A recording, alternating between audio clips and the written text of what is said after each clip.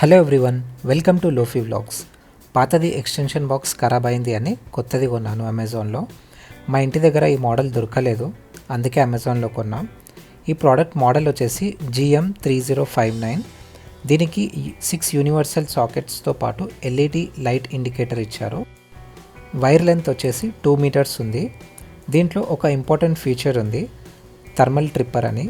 ఇదేం చేస్తుందంటే ఎప్పుడైనా పవర్ ఫ్లక్చుయేషన్స్ వచ్చినప్పుడు ఆటోమేటిక్గా ట్రిప్ అవుతుంది, సో దట్ ఈ ఎక్స్టెన్షన్ బాక్స్కి కనెక్ట్ అయ్యి ఉన్న డివైజెస్ ఖరాబ్ అవ్వకుండా ఉంటాయి.